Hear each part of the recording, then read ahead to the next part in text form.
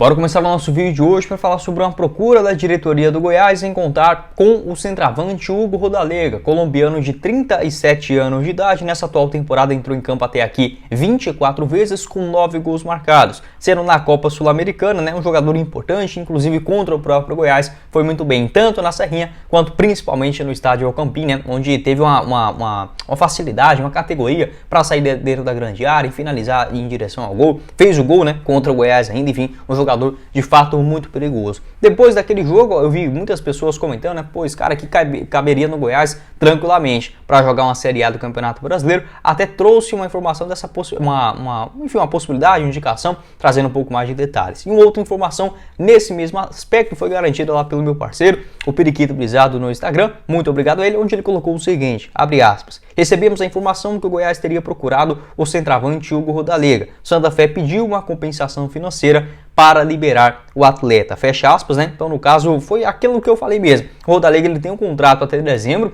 de 2023 no Santa Fé. Inclusive, foi até mesmo especulado a sua saída depois do Santa Fé ter feito um campeonato colombiano na primeira parte, né, ali no torneio Apertura, como se fosse o nosso primeiro turno. Ficou no meio de tabela, não conseguiu classificação para a fase de mata-mata. Até mesmo especulou uma possibilidade de saída do Rodallega do Santa Fé. Ele disse que estava bem feliz e queria cumprir o seu vínculo, ou seja, até o final dessa atual temporada de 2023. É óbvio que com a compensação financeira, o Santa Fé também, querendo ou não, nessa parte de não avançar nem na Sul-Americana, nem também na disputa do Campeonato Colombiano, é óbvio que as finanças acabam dando uma apertada. No orçamento inicial, previa pelo menos um avanço para as quartas de finais, né, do Campeonato Colombiano, por que não buscar uma próxima fase da Copa Sul-Americana, e não foi isso que aconteceu. O Rodallega, que segundo o site Transfermarkt, está avaliado na casa de 150 mil euros, o que na cotação atual está basicamente aí 700, 650, 750 mil reais no total. Não acho que isso seja necessário, tá? Tanto que a moeda brasileira vale mais, né, do que em relação à colombiana. Acredito que algo na casa de 200, 300 mil reais possivelmente já seria suficiente. Tem outro aspecto também, o Rodallega aqui no Brasil, sem sombra de dúvidas, ganhava mais no Bahia do que atualmente lá no Santa Fé. Não consegui confirmar as suas cifras, porém eu acredito ele ganhar no máximo na casa entre 120 e 150, estourando 200 mil reais mensais. É quase impossível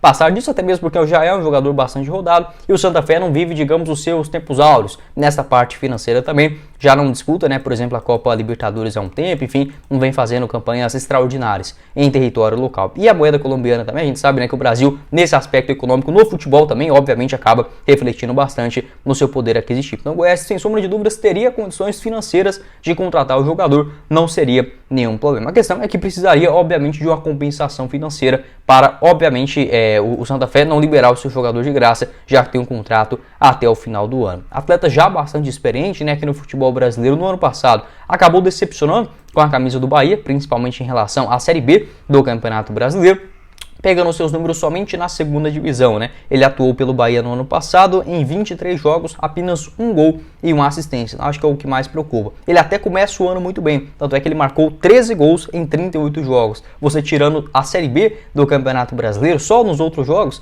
ele havia disputado 15 partidas com 12 gols, né? Ou seja, em 15 jogos ele havia marcado 12 gols e 2 assistências no começo do ano. Acaba começando a Série B do Campeonato Brasileiro, perde bastante ritmo de jogo, enfim, a sua parte física acabou pesando também e não foi um nome tão importante como foi, por exemplo, em 2021, pelo Bahia ali na reta final da Série A. Ele marcou 6 gols em 22 jogos e uma assistência, apesar do rebaixamento do clube baiano naquela ocasião para a Série B. Jogador bastante rodado, já com passagens no futebol, por exemplo, da Turquia, onde ele foi muito bem em várias equipes, na Inglaterra também, tanto pelo Fulham quanto também pelo Wigan Athletic, no futebol do México, no Necaxa, no Atlas, no Monterrey, e revelado, né, nas categorias de base numa equipe chamada Quindío, no interior da Colômbia. Não conheço essa equipe, né, vou até ver aqui um pouquinho mais de detalhes.